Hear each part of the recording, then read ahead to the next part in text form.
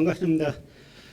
오늘 저는 대한민국의 새로운 역사관이라는 주제로 말씀드리려고 하는데요. 사실상 새롭다라기보다는 우리 전통 역사관으로 복원한다라고 보는 게 더 정확한 말이겠죠. 무슨 말이냐면 우리 역사는 원래 대륙사고 해양사인데 우리 역사에서 대륙과 해양을 이제 삭제해 버린 세력들이 있었다 하는 이야기죠. 그래서 우리 역사를 인위적으로 우리 역사의 원무대인 대륙사와 해양사에서 대륙과 해양을 삭제한 세력들, 이제 이들에 대한 비판, 그리고 비판으로 끝나서는 안 됩니다. 그동안 이 문제가 풀리지 않는 이유가 대한민국의 모든 역사학자들이 말로는 나는 식민사학자다 하는 사람 한 명도 없어요. 그 들어보셨어요? 말로는 다 총론으로는 식민사학을 비판한다라고 말합니다. 그러고 강론에 들어가면 식민사관이에요. 그러니까 이 구조가 해방 이후까지 계속 유지되는 핵심 이유가 바로 여기에 있습니다. 말로는 총론적으로는 식민사관을 비판합니다.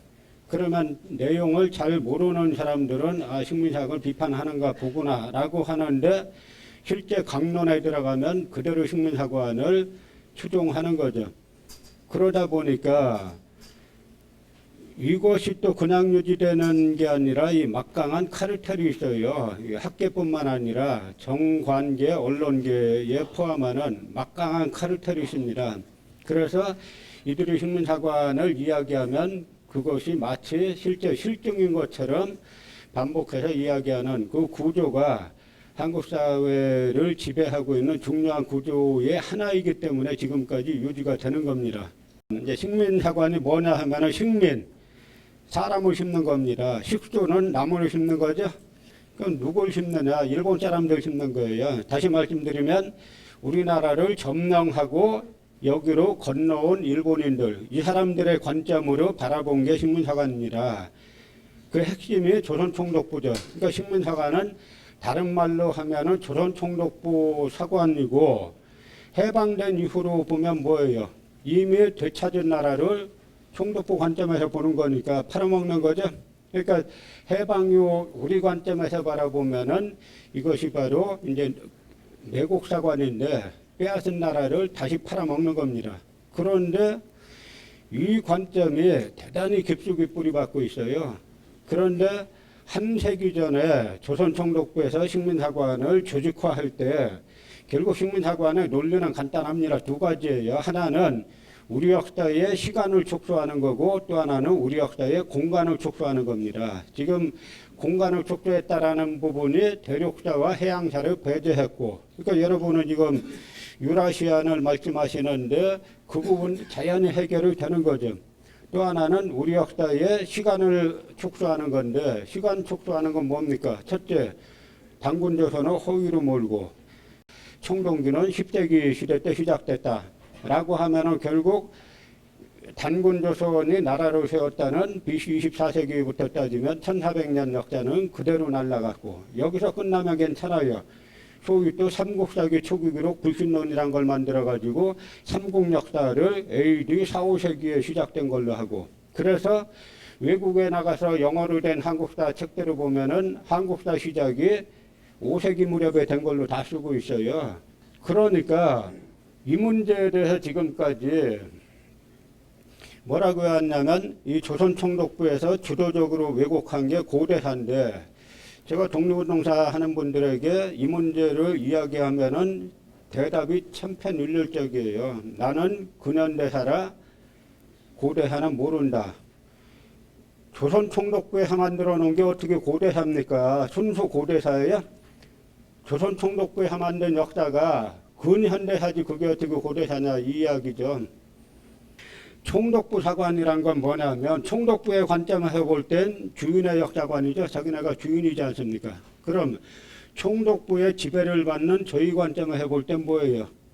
그게 바로 노예의 역사관입니다. 조선 총독부에서 대일본 제국이 우리나라를, 우리 민족을 영원히 식민지로 만들기 위해서 만든 역사관이 식민사관이고 조선 총독부 사관이죠. 그 조선 동독부 사관의 핵심이 뭐냐면 아까 말씀드렸다시피 고대사인데 한반도, 그러니까 우리 역사에서 대륙과 해양을 다 배제해서 반도사로 축소시켜 놓고 그 반도 중에서도 한반도 북부는 고대 한나라의 식민지인 한사군이 있었고 한반도 남부는 고대 일본의 식민지인 임나일본부가 있었다. 그래서 우리 역사는 고대부터 북쪽은 중국 식민지, 남쪽은 일본 식민지였다. 고로 결론은 뭐겠어요? 독립운동 같은 거 하지만 너희는 원래 식민지 되는 게 너희 역사의 자연스러운 운명이다. 그 이야기를 한 거예요. 원래 그러면 우리 역사관의 모습이 뭐냐? 우리 원역사관의 모습은 지금 광개토대왕 비해서 잘 표현해주고 있습니다. 저희가 만주 답사를 다녀보면 만주 비롯해서 내몽골, 하북성 이런 우리 선조들이 활동했던 이 고조선 강역들 가보면 다 지금 저 적봉 이 근처에 가보면은 그 고조선 시대 만들었던 산성들이 있어요. 그 산성들이 지금하고 똑같이 생겼는데 그곳들에 가보면 반드시 제사유적들이 있습니다. 제사유적들이 말하는 건 뭐냐면 어디에 제사 지냅니까? 하늘에 지내죠? 왜 하늘에 성에서 제사를 지낸다라는 것은 국가 차원의 제례라는 거죠. 성에서 성 중심에서 하늘에 제사를 지낸다는 것은 우리가 이 천손이다. 하늘을 계승한 민족이다라는 그 개념을 가지고 있는 겁니다. 그 개념이 글로 표현된 게 그 유적분이지만 바로 이제 광개토대왕 비문인데요. 광개토대왕 비문의 시작은 그 시조인 추모왕 이야기죠. 시작이 어떻게 되냐면 옛날 시조 추모왕께서 창업하신 터전이다. 추모왕께서는 북부에서 나셨으며 천재의 아들이시고 어머니는 하백의 따님이시다. 그러니까 이 천재의 아들, 하늘 천자하고 아들 자자 따면 천자가 되지 않습니까? 하늘의 아들이란 이야기예요. 이건 고구려인들이 자기 자신들의 시조를 볼 때 우리 시조는 하느님의 아들이다라고 봤다 하는 이야기죠. 그래서 고구려 사람들은 스스로를 천자의 제국으로 봤다는 건데요. 단재 신초 선생이 조선상고사에서 그런 이야기를 하죠. 동아시아에 여러 구구한 민족들이 많지만 결국 남는 것은 우리 민족과 그 다음에 중국이 남는다. 그런데 두 나라가 각기 분열돼 있어가지고 내부 통일에 바쁠 때면 모르겠지만 두 나라가 통일이 되면 반드시 두 나라는 붙게 돼 있다. 이게 단재 신초 선생 말씀이죠. 그런데 중국이 전한이 있고 후한이 있지 않습니까? 그래서 후한 말기가 후한이 위태로워지면서 우리가 잘 아는 위초고 삼국시대가 되죠. 그러다가 삼국시대의 분열이 약 한 350여나 뭐 가까이 이렇게 가가지고 수나라 문제가 통일을 하는데 수나라 문제가 통일한 바로 이듬해 다음 해의 삼국사기 기록을 보면은 고구려 평원왕이 수나라가 통일했다 하는 이야기를 듣고 뭐라고 하냐면 곧바로 전쟁 준비를 했다. 그 사람 좀 보세요. 평원왕은 진이 망했다는 소식을 듣고 크게 두려워 병비를 수선하고 곡직을 짰는 것으로 막고 지켜낼 방책을 삼았다. 중원에 통일제국이 들어섰네. 우리하고 한판 붙겠네. 왜 그러겠어요? 단재 신초 선생 말씀대로 중원의 통일제국과 고구려인들은 저기 비문의 천재지자 하늘의 아들이다. 그리고 추모왕이 북부에서 나와서 남하할 때 뭐라고 했습니까? 앞에 엄니래수랑 강이 가로막고 있으니까 뭐라 그래요? 나는 아시 황천지자, 나는 황천의 아들이다. 어머니는 하백의 따님이신 추모왕이다. 또 뭐라고 하냐면 위야 나를 위해서 갈대를 연결하고 거북은 떠올라라. 명령문이에요. 자연문에 명령을 합니다. 그랬더니 비문에서 뭐라고 되어 있냐면 응성 말씀에 응해서 갈대가 연결되고 거북이 또 올랐어요. 그런데 이 이야기가 중국의 논영이라는 책이 있는데 서기 1세기경의 책입니다. 이 논영에도 그대로 실려 있어요. 이 말이 이 고구려 사람들이 쓴 비문이 말해주는 건 뭐냐면 고구려 사람들이 자기 자신의 제국을 볼 때 바라볼 때 우리 제국은 천자의 제국이다라고 생각했다는 거죠. 이게 바로 주인의 역사관이라는 겁니다. 이게 원래 우리 민족들이 우리가 갖고 있었던 역사관이에요. 그러니까 중원의 통일제국이 들어서니까 우리하고 한판 붙겠네. 실제로 붙었죠. 왜냐? 천자가 둘이 있을 수가 없지 않습니까? 천자 사상이라는 것은 하늘이 천명을 내려서 한 사람, 한 나라에게 천하를 지배하게 하는 겁니다. 고구려도 받았어요.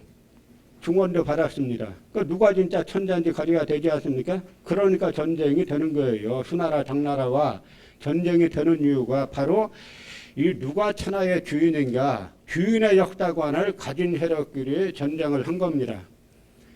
그런데 우리나라의 역사서 쓰는 사람들 보면, 고구려사 쓰는 사람들 보면 매번 하는 게 고구려는 조공을 바쳤다, 몇 년도에 조공 바치고 몇 년도에 뭐하고 맨날 이야기해요. 중국은 외국에서 사신이 오면 무조건 조공 바쳤다고 쓰는 겁니다. 자기네가 사신 보낸 건 안 써요. 안 쓰는데 언제 쓰느냐? 그 사신에게 사고가 발생했을 때 씁니다. 그래서 수문제가 고구려에 보낸 국서를 보면은 뭐라고 되어 있냐면은 영량왕에게 그때는 왜 짐의 사신을 빈 객관에 가둬놓고 이렇게 되어 있어요. 그 이야기는 뭡니까? 고구려에서 사신 보냈죠? 수나라에도 사신 보냈어요. 보냈는데 영량왕은 빈 객관에 가뒀습니다. 사신을. 가뒀다기보다는 모신 거죠. 밖으로 나가지 못하게 하고. 왜 그랬겠어요? 간첩이니까 그랬죠. 정보 파악하러 왔으니까. 어차피 우리하고는 고구려하고는 전쟁이 되는데 전쟁하기 전까지는 외교관계 하는 겁니다. 바로 이게 우리가 가진 우리 선조들이 가졌던 역사관인데 이것이 고려 후기 이후에 사대주의 유학자들이 정권을 잡기 시작하면서 이 귀자를 갖다가 평양으로 끌어들이기 시작하죠.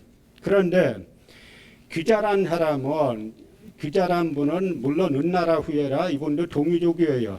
그런데 이제 사대주의 유학자들을 끌어들일 때는 그것까지 생각한 건 아니고 중국에서 왔다라고 하니까 중국에서 왔다는데 중시해가지고 끌어들인 건데요. 이 귀자가 평양에 대비하는 거는 이 평양에 귀자묘가 생기고 귀자 정전이 생기고 하는 거는 14세기예요. 그런데 귀자란 사람은 실제로는 서기 12세기에 활동하다 세상 떠났습니다. 그러니까 세상 떠난 지 몇 년 후에 평양에 데뷔합니까? 2600년 후에 평양에 데뷔하는 거죠. 그게 사실이겠어요. 세상 떠난 지 2600년 후에 평양에 나타나는 게.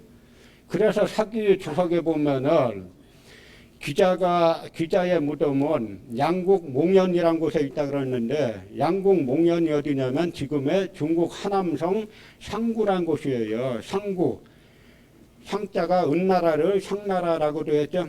그러니까 그야말로 은나라 언덕. 이 사기세가에 나와 있는 것이 훨씬 더 신빙성이 있지. 서기 14세기에 나타난 평양에 나타난 이 무덤들이 무슨 신빙성이 있겠느냐 하는 이야기죠. 그러다가 조선도 유학자들이 계속 정권을 잡았죠. 그러니까 이 사람들이 사대주의 관념에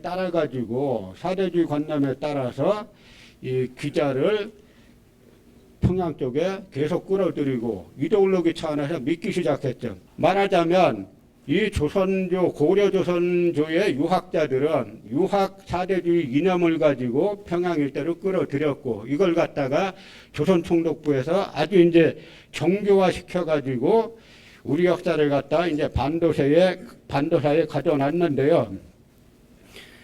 조선 후기 아주 훌륭한 학자가 송옥이익 선생인데, 송옥이익 선생은 평생 벼슬 한 번 안 하신 분이죠.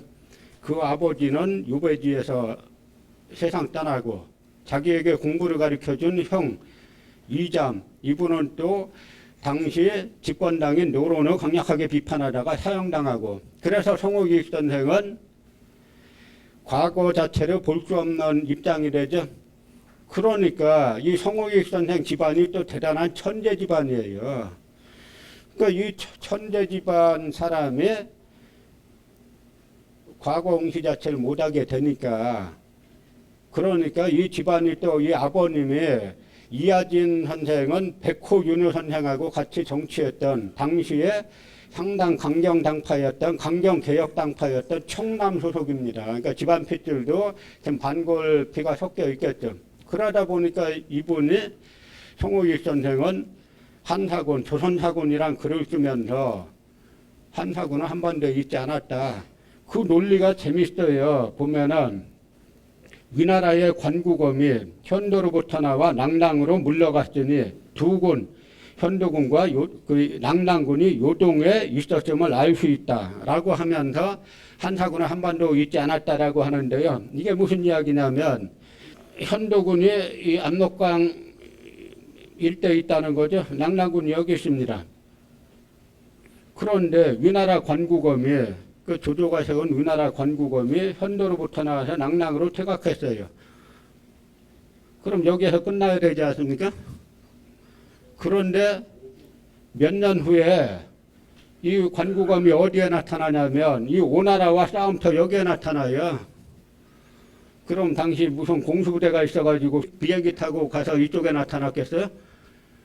그러니까 송옥익 선생이 위나라 관구검의 침입로가 현도로부터 나와서 낙랑으로 퇴각했는데 혼자 퇴각한 게 아니라 자기 군대 이끌고 퇴각했죠. 그러면 여기에서 배를 수백 대 만들어 갖고 다시 가든지 아니면은 다시 여길 고구려를 돌파해야 되는데 돌파할 수 없죠. 그런 기록 하나도 없이 여기에 나타나요. 중국 남방에. 그러니까 송옥익 선생이 두 군은 현도와 낙랑은 요동에 있었음을 알 수 있다. 지금의 요동은 뭐라고 합니까? 여기죠. 요하 동쪽을 요동이라고 하고 요쪽을 서쪽이라고 하는데 그거는 요나라 이후의 이야기고, 고대 요동은 이 북경 일대 이 부분이 고대 요동이에요. 그러나 현재로 쳐도 이쪽은 아니죠. 결국은 제가 아까 말씀드린 대로 이 식민사학이 요즘 코나 물린 게 한사군의 중심 낙랑군은 어디 있었냐? 다 평양 일대에 있었다. 대동강유역에 있었다. 이렇게 주장해왔어요. 그런데 한서 설전열제 보면은 사고왈, 낙랑 속유주, 안사고가 말하길 낙랑은 유주에 속해 있다. 유주가 북경이에요. 무슨 말이냐면 유주도 북경군 이런 이야기입니다. 그럼 지금 예를 들어서 경기도 양주시가 예를 들어서 경기도에 있지 않고 경상남도가 있어요. 북경에서 예나 지금이나 행정기관이란 건 공문서를 만들면 하루 내에 도달해야 돼요. 30리마다 역참이 있습니다. 그래서 파발해가지고 하루 내에 도달해야 돼요. 근데 북경에서 오달 받아가지고 공문서를 낙랑구까지 한번 전달하려면 몇 달 걸리겠어요? 6개월 걸려요. 거기다가 아래쪽은 엄청 험한 늪지대라. 옛날 당태종 이세민이 자기 고구려하고 싸우다 도망갈 때 어떻게 합니까? 자기까지 말해서 내려가지고 나무 베고 해가지고 겨우 도망가죠? 왜 그랬겠어요? 삼국사기 기록에 의하면 안시성 싸움에서 이기고 당태종이 간다 그러니까 이 고구려 군사들은 납작 숨도 못 죽이고 있었던 것처럼 묘사하는데 저쪽이 저 갖고 도망가는데 그게 말이 되겠어요? 고구려가 죽이겠다고 추격하니까 나머지 길은 전부 다 고구려 군사가 막고 있으니까 도망갈 길은 그 늪지대밖에 없는 거예요. 그래서 그 늪지대로 도망가느라고 뒤에 쫓아서 죽을 것 같으니까 당태종까지 직접 내려가지고 나무 베고 숲을 베가지고 겨우 도망간 겁니다. 그런데 그 머나먼 길을 갖다가 공문서 한 장 북경에서 평양까지 공문서 전달하는 와중에 법이 또 바뀌어 있어요. 또 후한서 광무제 봉기에 보면 낙랑군 고조선국의 제요동, 낙랑군은 옛 조선국인데 요동에 있다. 여기도 요동이라 그러죠. 후한서 최인열전에 보면 장자면 속 낙랑군 귀지제 요동, 장자면은 낙랑군에 속해 있는데 그 땅은 요동에 있다. 또 요동에 있다라는 거죠. 이 당시 요동은 제가 말씀드린 대로 지금 요동이 아니라 지금 북경 부근인데, 지금 요동이라고 쳐도 평안도 황해도는 아니지 않습니까? 그런데 이 마지막 차기 하봉기 태강길이지. 요즘 들어서 이 사람들이 이 구절이 아주 골치예요. 여기 뭐라고 되어 있냐면 낙랑 수성현 유갈적잔 장성소기. 낙랑군에는 수성현이 있고 거기에는 갈적잔이 있고 만리장성이 시작되는 기점이다. 이렇게 되어 있죠. 이게 대단히 골칫거리인데, 그러다 보니까 이 사람들은 아까 제가 인하바위와기치가 낙랑군 수성현은 황해도 수안이라고 했다 그랬죠. 근데 수안에 갈적잔이 있습니까? 만리장성이 있습니까?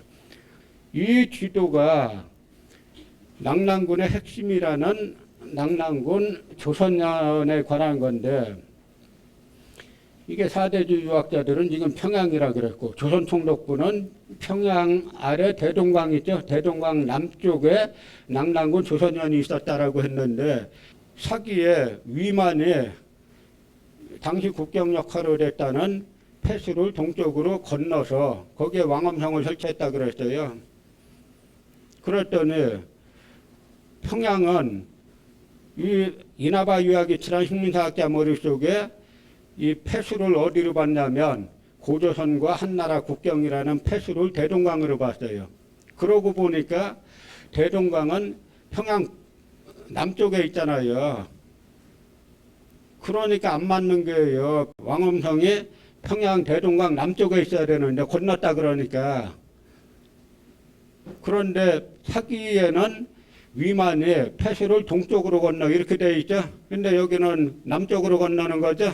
그러나 그런 거 복잡하게 따지지 말고 하여간 강을 건너야 된다라고 해가지고 평양은 아니고 대동강을 건너서 대동강 그 남쪽에 있는 대동면 토성리다 이렇게 주장했더니, 이게 아직까지도 한국 그 식민사학계의 이 매국사학계의 정설이에요. 그런데 실제 중국 사료에 따르면은 낙랑군 조선에는 어디 있냐면 이 하북성 노룡현에 있어요. 최근에 북경에서 낙랑군 조선원 사람 무덤이 발견됐습니다. 이게 몇 년 전에는 요 일대에서 임둔 태수장 복리가 발견됐죠. 그러니까 모든 이 문헌 자료나 고고학이나 다 가리키고 있는 것은 한사군 위치는 이 일대라는 것을 다 가르치고 있어요. 문헌 자료도 그렇고 고고학 자료도 그렇고. 동북아 역사재단에서 한국 고대사 관련한 책을 6권을 만드는 작업을 했어요. 영어로 한국 고대사 관련해서 6권의 책을 써가지고 그걸 갖다가 이 해외 공간을 통해서 배포하고, 그 다음에 해외 대학에 배포해가지고 외국인들에게 한국 고대사를 이렇게 가르치겠다 하는 사업인데요. 간단하게 생각해서 한국 고대사 관련해서 6권의 영문 서적을 만들면은 여러분 1권이 뭐가 돼야 정상이겠어요? 고조선 이렇게 돼야 정상이겠죠? 고조선은 없고 이게 한사군이에요. 또 한 권이 뭐가 있냐면 사만 왜 썼냐면 삼국을 부인하기 위해서. 아까 제가 삼국사기 초기기록 불순나 말씀드렸죠? 이 스다 소키치라는 식민사학자가 김부식이 쓴 삼국사기는 앞부분은 다 가짜다. 400~500년은 다 가짜다. 그러니까 다 가짜로 몰았으니까 그러면 한반도 남부에 뭐가 있었나? 라고 하니까 한반도 남부에는 사만이 있었다. 그래서 이 동북아 역사재단에서 책을 만들면서 삼국을 지워버리고 사만을 써놨어요. 한 권은 펴냈어요. 그 다음에 또 느닷없이 가야 한 권 냈어요. 가야 재발견. 가야 왜 낸 줄 아세요? 우리가 그냥 보면 철회제국 가야 이 생각하시죠? 그 이야기가 아니에요. 요즘의 식민사학이 어디까지 왔냐면 임나일본부, 임나가 곧 가야다 이렇게 해가지고 이제 가야를 임나라고 같이 병칭하는 이 시대가 됐어요. 이게 해방 이후에 식민사학이 학계를 100% 장악하다 보니까 가야를 임나로 동일시했어요. 그래서 또 책왕권을 냈습니다. 그러면서 이 책 낼 때 뭐라고 했냐면 중국과 일본의 역사 왜곡을 이 책에서 지적했다라고 하면서 하버드 대학에서 출간했다. 새로 연구한 것도 아니고 기존 식민사학 이론 갖다가 6권의 책을 만들었는데 보도자료 낼 때는 중국의 역사 왜곡을 중국과 일본의 역사 왜곡을 지적했다. 중국의 고대 사료는 한사군에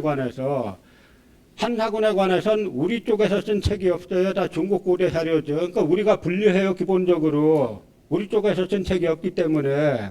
그러니까 그 분리한 중국 사료도 일관되게 요동에 있다라고 말하고 있지 않느냐. 최소한 자기네 스승학설에 따라서 한사군을 여기 써주더라도 여기 있다는 설도 있다. 하나 써줘야 되잖아요.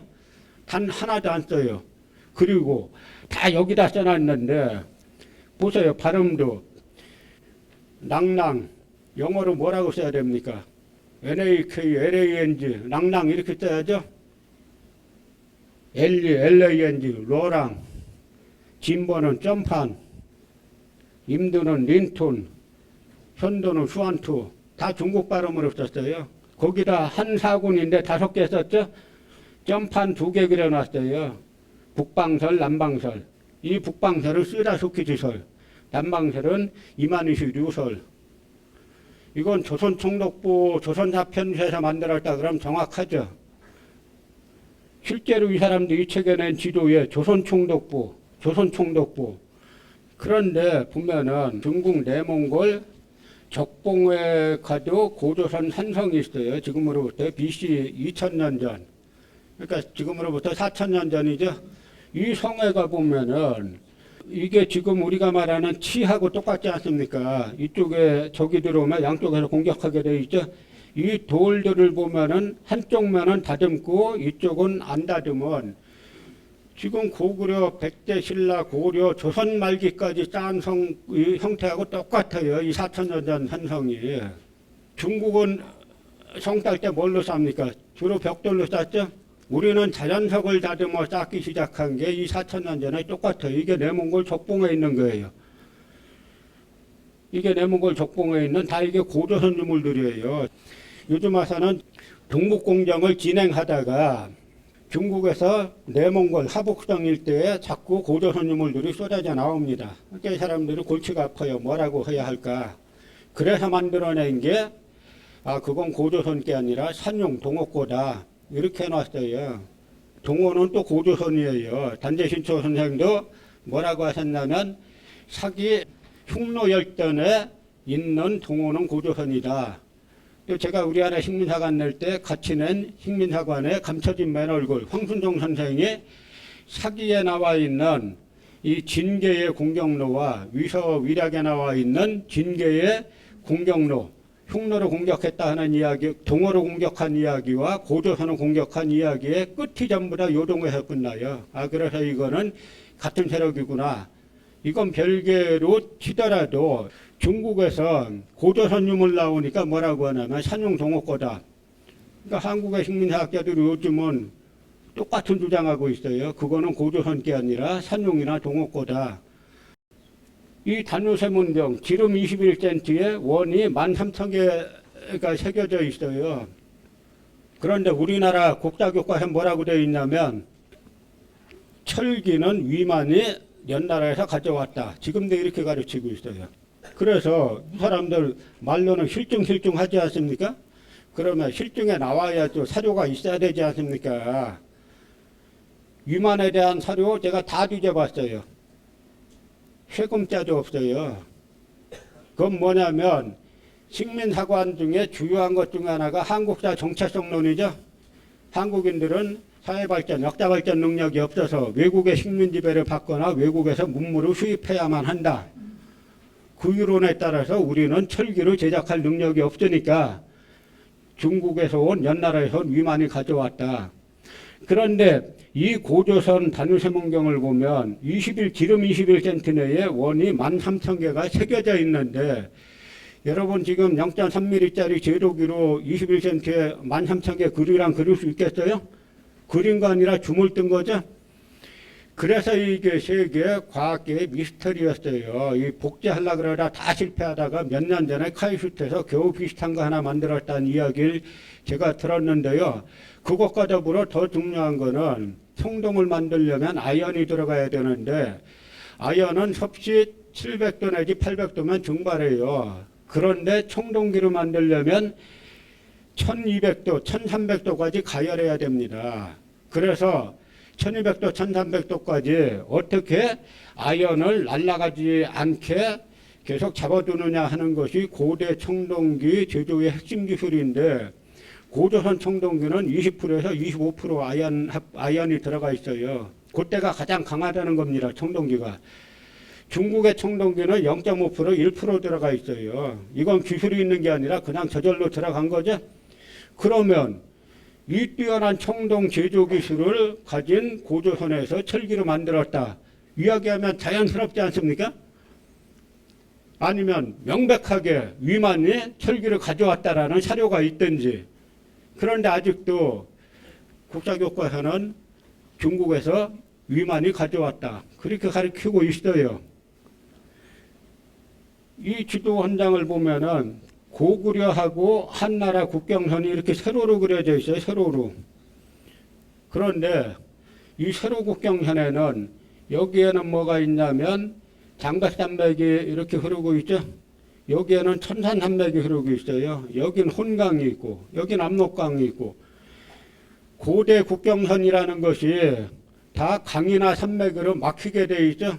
근데 이 국경선은 큰 산맥을 2개나 세로로 자르고 큰 강을 2개가 아니라 청천강 무슨 강 하면은 큰 강을 수도 셀 수 없이 세로로 자르고 국경선을 형성했어요. 세로로. 이 세로 국경선 고구려하고 한나라 세로 국경선 왜 만들었겠어요? 여기에 한사군을 둬야 되지 않습니까? 그런데 고구려가 여기를 다 차지했다라고 하면은 요동반도를 다 차지했다라고 하면은 이 한반도 북부에 한사군을 둘 수가 없잖아요. 본국하고 끊어지지 않습니까? 그러니까 이 한사군을 한반도 북부에 두려고 하다 보니까 어거지로 세로 국경선을 그렸어요. 그리고 여기는 가까이 보시면은 이게 지금 120년에서 300년, 서기 4세기까지인데 백제도 없고 신라도 없어요. 대신 마한지남 벼랑 그려놨죠. 조선 총독부에서 그려놨다면 이게 정확한 건데요. 또 하나는 조조 위나라가 이 경기도까지 다 조조 위나라가 다 먹었어요. 여러분 조조가 경기도까지 서울 점령하고 조조가 조조 위나라가 경기도까지 왔다는 말씀 들어봤어요?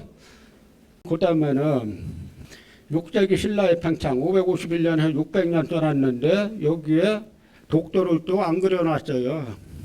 독도는 왜 안 그렸냐 그러니까 실수였다. 60여 명의 학자가 2008년부터 2015년까지 8년 동안 작업하면서 이 지도 한 장뿐만이 아니에요. 이 이후에 수십 장, 100장 넘는 지도에 독도는 단 한 번도 표기 안 했어요. 이거 실수라고 생각하세요? 이게 동북아 역사 지도고 이게 중국에서 동북공정 지도인데 담기양이 편찬한 중국 역사 지도집인데요. 재단 발표회 때 뭐라고 했냐면 중국의 역사 왜곡에 대응하기 위해서 그렇게 써놨어요. 그러면서 중국의 역사 왜곡의 사례로 담기양이 만든 지도를 또 한 장 갖다 놓았어요. 그래서 우리가 동북아 지도를 만들어야 된다라고 했는데 이 담기양이 만든 중국 역사 지도집하고 동북아 역사 지도하고 똑같아요. 100% 같아요. 이게 여기 쓴 대로 폐수는 둘 다 청천강이라고 그려놓고 열주는 대동강이라고 그려놓고 열주는 후한서 군국지에 보면은 열주는 요동에 있다 이렇게 쓰고 있어요. 그게 열주에 관한 유일한 사료입니다. 유일한 사료에 열주는 요동에 있다라고 되어 있는 걸 대동강이라고 써놓고 그 다음에 낙랑군 소속의 이게 다 현들 이름인데 조선 폐수, 증지, 점제, 열구, 노방, 사망 읽기도 힘들어요. 전부 다 이 지도 갖다가 담기양이 만든 중국 동북공정 지도집을 그대로 베껴놨어요. 그러면서 그 논리가 뭐냐, 논리나 맞으면은 좋은데 뭐라고 했냐면 낙랑군 폐수연을 평안남도 영변 이 지도에서 낙랑군 폐수연을 갖다가 평안남도 이제 영변이라고 비정했다 하는 이야기입니다. 그런데 비정한 근거가 뭐냐면 한서 지리지의 낙랑군 폐수연 쪽에 보면 원문으로 보세요. 수서지, 중지, 입회, 망활, 낙선정 이게 다예요. 무슨 이야기냐면 수, 강이, 폐수가 서쪽으로 중지현에 이르러서 바다로 들어간다. 망망은 낙선정이라 그랬다. 이게 사료의 한서지리지의 전부 다인데 이게 무슨 영변하고 무슨 상관이 있느냐 이거예요. 그래서 또 하나 사료로 된 이 사람들이 이병도서를 냈는데 이병도 한국고려사 연구에 보면은 폐수연은 사상에 저명한 폐수유역에 위치하였기 때문에 그 이름을 취하게 된 것이다. 한서지리지 폐수연자로 보면 폐수가 폐수의 상류처에 위치한 것을 말하여 주거니와 그러면 본류의 상류처냐 또는 북지류의 그것이냐가 문제인데 고래로 교통상류지요 또 웅주로 이름난 곳을 든다면 북지류의 영변을 꼽지 않을 수 없다. 영변이라 하면 유명한 묘양산의 보현사와 낙산의 철옹성을 연상케 한다. 이곳이 평북의 태천, 귀성 등지와 연결되고 평남의 개천 또는 안주와 연결되는 요지인 만큼 고려 성종 때에는 방어사가 되고 군조선 세종 때에는 대도부로 승격되어 내려오던 곳이다. 그러고 결론적으로 그래서 나는 폐수연의 위치를 영변 일대로 비정하여 왔다. 이게 1차 사료라는 거예요. 낙랑군 둔우연을 황해도 황주로 그려놨어요. 근거는 뭐냐면 고려사 지리지에 보면 황주목은 본래 고구려 동홀이다. 삼국지 위서 동의전 한조에 보면은 후한 환제 영제 말년에 한예가 강성해서 9년이 통제할 수 없자 백성들이 다수 한국으로 유입되었다. 건한년간의 공손강이 둔우연 남쪽 지역 황지를 대방군으로 삼고 공손모와 장창 등을 파견해 유민들을 수습하고 군사를 일으켜 한과 예를 정벌하니 옛 백성들이 점차 나타났다.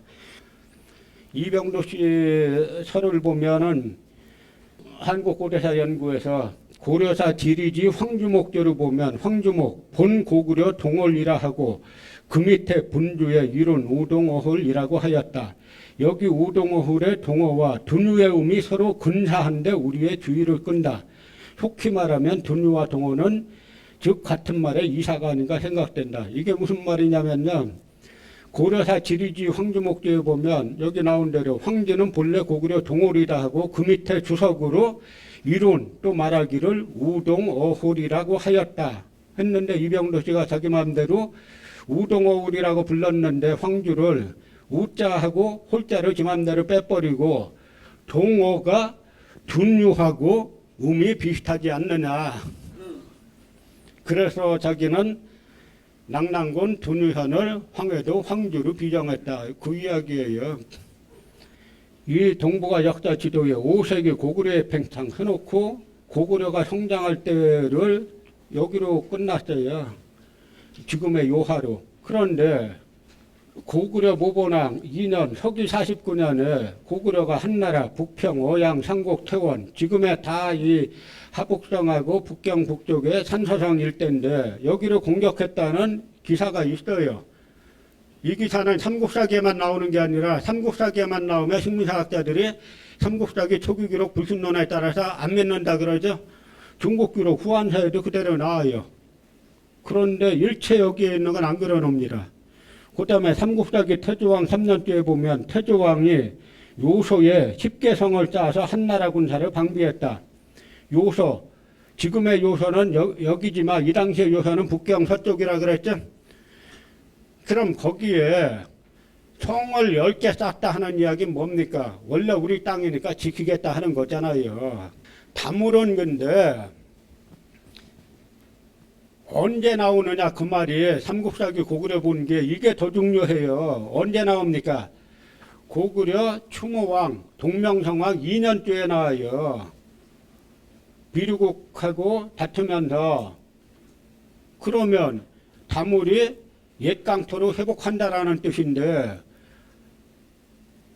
BC 36년쯤에 나옵니다. 그 BC 37년에 건국한 작년에 건국한 고구려가 되찾을 땅이 뭐가 있어요? 작년에 건국했는데 무슨 뜻이겠어요?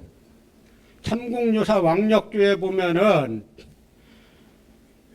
고구려 시조 추모왕 단군의 아들이라 그렇게 나왔어요. 무슨 이야기입니까?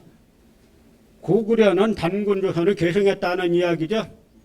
그러니까 건국한 지 개국한 지 2년째에 나오는 다물이란 이야기는 결국 단군 조선의 강토를 회복하는 것이 고구려의 국시다 하는 이야기예요. 그러니까 요서 이쪽 지역에 태조대왕이 10개 성을 짰고 모본왕은 그 전에 여기까지 공격한 겁니다. 서로 지금의 요동이라고 치더라도 여기에 성을 짰다는 거잖아요. 그런데 단 하나도 안 그려놓고 고구려 전성기라고 해놓고는 여기로 끊어놨어요.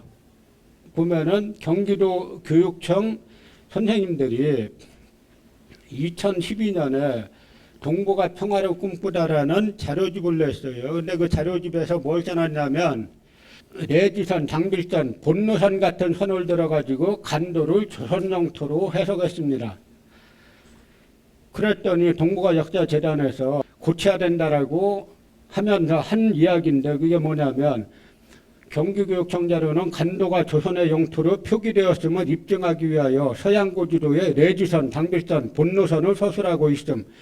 그러나 내지선, 장빌선, 본노선이라는 명칭은 학계에서 통용되는 명칭이 아니라 자의적인 명칭에 불과하며 이러한 선들이 국경을 의미하는 것인지도 입증되지 않았음 이라고 써놓고 간도는 단 한 번도 우리의 영토인 적이 없었음 이라고 써놨어요.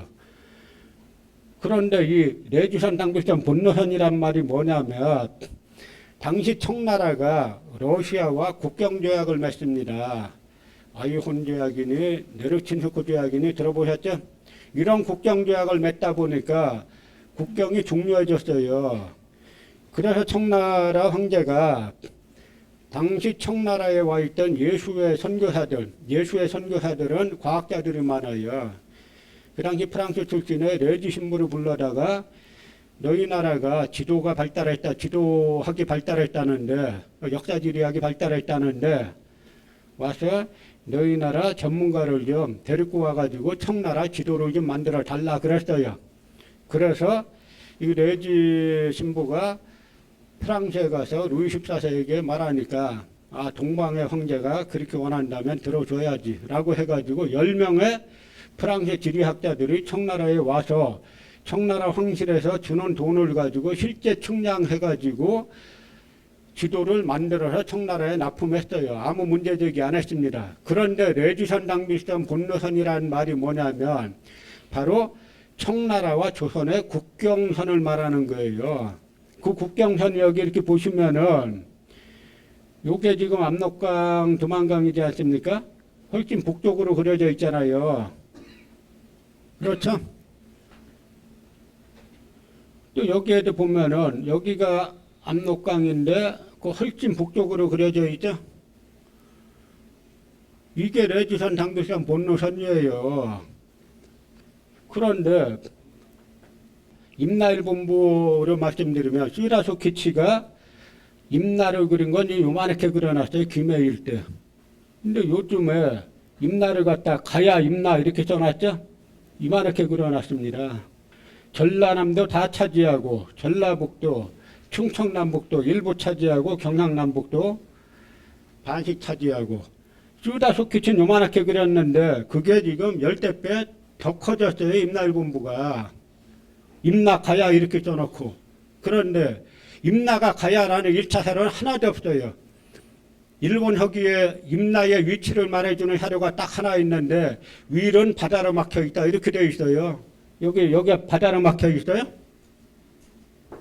그런데 지도에서 그린 지도하고 가야 임나, 광교토대왕 비문 그린 거하고 이게 일본의 그 후소사 그 문제만은 일본 구급파들이 만든 후소사 교과서인데요. 후소 한자로 부상이 뭐냐면 해가 지지 않는 나라 일본 이런 뜻이에요. 여기서 만든 책하고 구조가 똑같지 않습니까? 이제는 우리가 핵심은 이분들의 역사관, 제가 지금 말씀드리는 게 새로 막 있는 거 연구해서 한 게 아니에요. 여기에 여러분들 단재 신채호, 뭐 석주 이상용, 백안박은식 이런 분들은 아실 텐데 무원 김교헌, 희산 김성학 이런 분들은 모르시는 분들이 꽤 계실 겁니다. 무원 김교헌 선생 같은 경우는 당시 대한제국 시절에 이 홍문관 부재학을 했던 분이에요. 당대 최고의 학자입니다. 이분들 다 당대 최고의 학자들이에요. 마지막 이제 결론으로 이제는 광복 70주년 식민사학 이제 해체해야 됩니다. 매국사학 해체하고 이 노예역사관 이걸 해체하고 우리 대한민국의 자주적 관점에서 역사관을 새로 수립해야 됩니다. 그건 뭐냐면 대륙사의 관점을 회복하고 해양사의 관점을 회복하고 이것들을 다 회복하려면 우리의 정신세계가 다시 한번 바로 서야 됩니다. 이 독립운동가들이 나라 망할 때가 되니까 왜 이 나라가 당당하던 이 나라가 이렇게 망했냐 라는데 도달해가지고 이 사대주의 때문에 망했다라고 해서 사대주의를 버리고 대동의의 개념으로 가셨어요. 그래서 백안박은식 선생이 몽백음 태조전이란 글을 쓰지 않습니까? 임시정부 1대 대통령 백암 선생이 꿈속에서 금나라 태조를 보고 절했다는 이야기죠. 우리는 그 이전에 이들을 전부 다 오랑캐로 내몰았는데 몽골, 흉신, 뭐 만주족, 여진족 다 오랑캐로 내몰았는데 그게 아니다. 라는 그 대통합의 관점의 역사관을 수립하셨습니다. 이제 우리가 광복 70주년에 이 대통합의 역사관, 독립운동가들이 빼앗긴 나라를 되찾기 위한 그러한 정신세계의 기반으로 삼았던 이 대통합의 역사관으로 돌아가는 것, 그거를 지금 다시 세우는 길이 우리가 광복 70주년을 기념하는 가장 핵심이다. 저는 그렇게 생각합니다. 고맙습니다.